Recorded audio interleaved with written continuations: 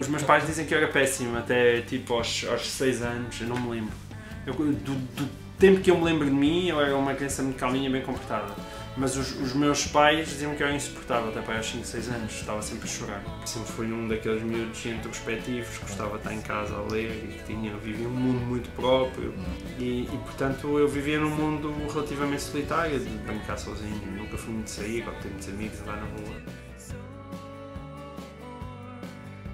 Eu venho de uma família de classe média, não é? Que eram funcionários públicos em Porto Alegre, e portanto os livros que eles tinham na altura eram os livros que se compravam nas coleções do Reader's Digest e as coleções do Círculo dos Leitores, algumas coisas. Quer dizer, não havia provavelmente não venho de uma família de gente literata em que quando eu tivesse estado a crescer, como os meus filhos vai acontecer, e estão rodeados de livros. Eu comecei a ler pela banda desenhada, que é um gosto que eu mantenho até hoje, continuo a gostar muito de BD. Eu cresci em Porto Alegre, não é? E aquilo, nas terras pequeninas, há sempre aquela coisa que havia a turma dos bons alunos, não sei se hoje em dia ainda há, não. E nós calhávamos na turma, eu era um bom aluno, então portanto calhava na turma dos bons alunos. E eu era um bom aluno, tanto a letras como a ciências, e eu sempre tive muito essa dúvida. E acabei por ir por ali e entrar para a engenharia química para o técnico, mas depois fiquei lá para aí 2 anos. E então, ao fim de 2 anos e tal, estava tão farto, voltei atrás, estudei filosofia e depois acabei por entrar para ciências da comunicação. E essa leitura de jornais, tanto do independente como do público, o prazer que eu tirava disso, comparado com a falta de prazer que eu tinha na engenharia química, isso acho que mostrou muito o caminho e de que realmente não era por ali e era pelo lado da escrita. Eu acabei por seguir jornalismo e esta parte da literatura infantil acaba por surgir um pouco com os meus filhos. Eu sou jornalista, aquilo que eu faço é jornalismo, embora é verdade que hoje em dia considero-se acaba por ser mais um cronista, aquilo que eu faço com mais visibilidade é mais cronista do que jornalista, não é? Isso é verdade. Como escrevi estes livros e o outro, de vez em quando já há quem se atreva a chamar escritor, mas escritor é uma palavra que tem um peso tão grande que eu não me sinto ainda minimamente à altura dela, não é? É uma tradição demasiado nobre para eu de repente estar a meter o pé na porta e a tentar forçar a entrada, que eu acho que era isso que iria acontecer. Pode ser que um dia aconteça, com sorte e empenho. Pois já tive filhos, não é? E quando se tem filhos, percebe-se a necessidade de inventar histórias para os miúdos e de ler histórias, que há ótimos livros, imensos livros. Acho que sempre existiu um bichinho de inventar histórias próprias e de criar, digamos assim. E o livro infantil o que faz é que une várias coisas que me interessam muito. Além do lado deste mundo meio onírico e imaginativo das crianças, ele exige uma escrita muito enxuta, que é uma coisa com a qual eu simpatizo muito, nada palavrosa, de saber contar uma história com poucas palavras. E é isso une-se o lado da ilustração. E, portanto, os livros infantis têm esse lado de facto, preencherem várias áreas que me interessam.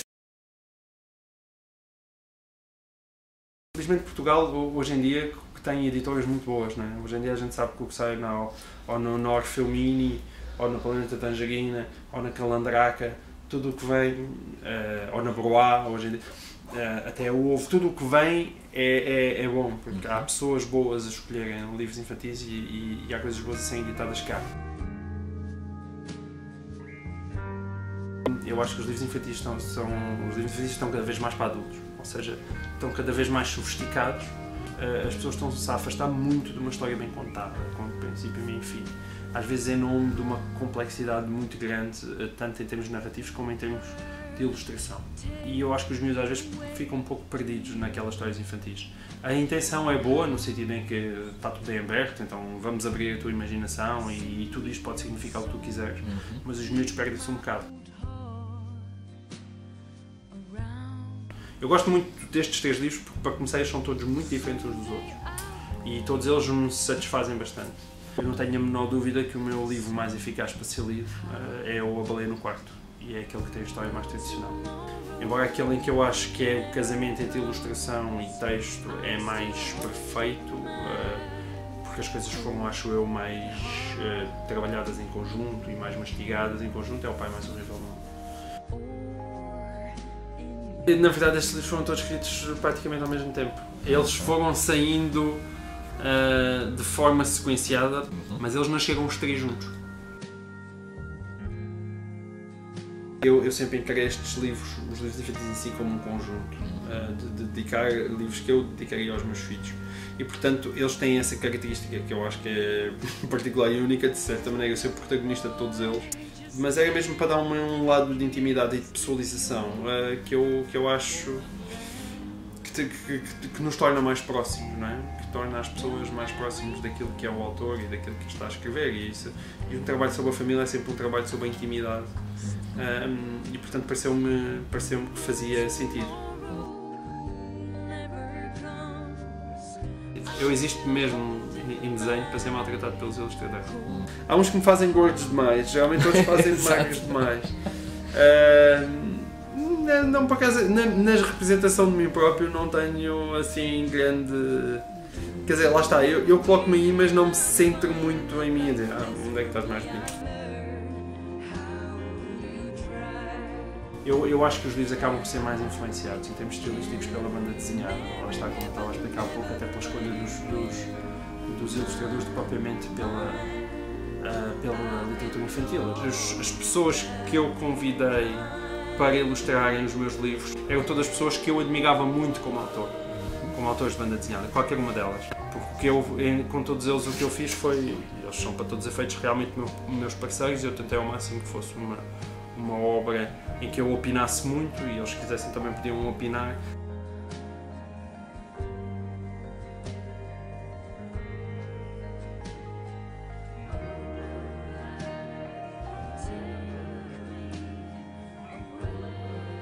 Na verdade, eu acho que esta ideia surgiu simplesmente a andar no meio da rua e surgiu o título. Depois surgiu o lado de fazer um livro, ter a mecânica de ter duas capas para fazer o jogo de atriz explicada para miúdos de esquerda e para miúdos de direita. E depois o mais complicado e o se calhar mais trabalhoso era encontrar um ecossistema que funcionasse. E depois de encontrar esse ecossistema, a ideia era articular a história e de brincar com a história pelos dois lados. Tanto é um livro que eu acho que pode ser lido às crianças, se o pai for um bom contador de histórias, mas é também um livro de certa maneira para denunciar aquilo que eu acho que acontece muito já, isso é o meu lado colunista, que eu acho que é um olhar demasiado infantil, que eu acho que temos sobre a crise. E eu acho que funciona porque vivemos num mundo ainda muito, às vezes demasiado com muito preto e branco, muito índios e cowboys, ou muito ursos e abelhas. Eu não conhecia a Vitória Espanha, lá nenhum. Eu simplesmente contactei a assessoria de imprensa e disse, olha, está aqui isto e tal, o que é que acha? Nunca na minha vida pensei que o comunista aceitasse, jamais em tempo algum, era mesmo um motivo para a lua, olha o que é que custa. Já que isto é aquilo explicado às crianças, tinha graças ao Ministro das Finanças a apresentar. E depois ele surpreendentemente aceitou, eu fiquei mesmo muito, muito surpreendido. E foi uma apresentação muito curtinha, mas ele foi simpático lá.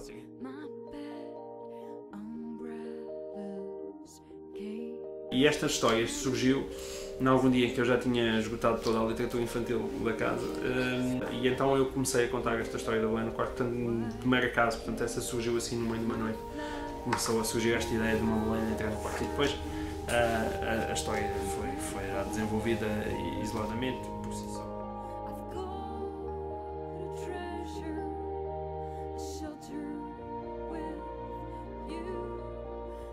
A expressão nasceu de uma situação real.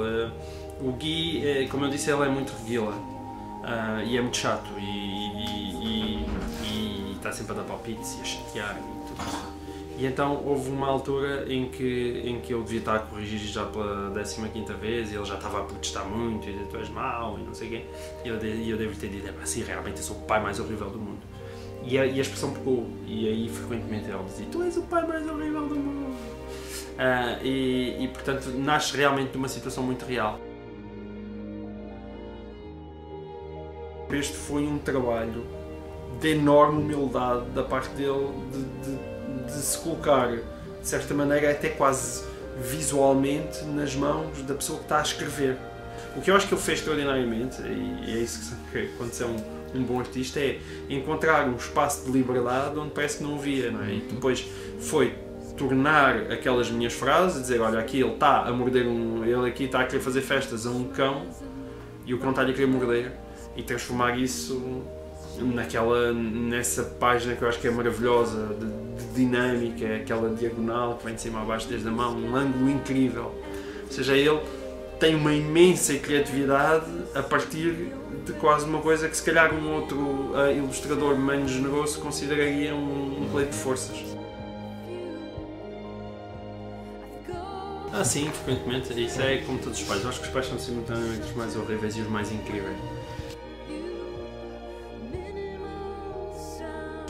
A Carolina de facto seguia isso, há um lado teimoso dela e muito persistente, que é o lado bom da teimosia. Ela é competitiva e depois também lhe dá para ser teimosa. O Gui é engraçado, porque o Gui é o mais novo, é o do pai mais horrível do mundo. Ele nesse aspecto sai muito a mim no lado gozão, é muito divertido e muito reguila, é o mais reguila de todos. E o Tomás é o bem comportado. O Tomás é o do meio e é o filho super responsável, bem comportado, que protesta connosco de manhã porque nós vamos chegar tarde à escola e que mal se levanta, veste-se logo e manda os irmãos todos vestir. Portanto, ele é o filho certinho. A Rita ainda não está para saber o que é que ela vai ser. É ainda muito nova, só tem 8 meses. Há aqui casos. O caso do pai mais horrível do mundo, ele é tão enxuto. Eu acho que está tão bem articulado que para mim não vai ser muito mais fácil eu fazer melhor do que isto. Tenho dúvidas, isto já se percebeu que eu gosto mesmo do livro. E os livros são todos tão diferentes entre si que eu quando fizer um novo livro infantil o que eu quero é que não se pareça nada com isto antes. Eu tenho ideias para ir para mais 4 ou 5 livros, mas ainda não me sentei para escrever. A única coisa que eu acho que nunca escreveria é aquilo que eu dizia no início, é um livro infantil em que de repente escrevia 50 páginas, mandava para o ilustrador, nunca mais queria saber do livro, mandava para a editor, isso é que me faz muita impressão. É mais interessante passar pela vida a rir, propriamente a chorar. Agradecemos então ao João Miguel Tavares, muito obrigado. Obrigado.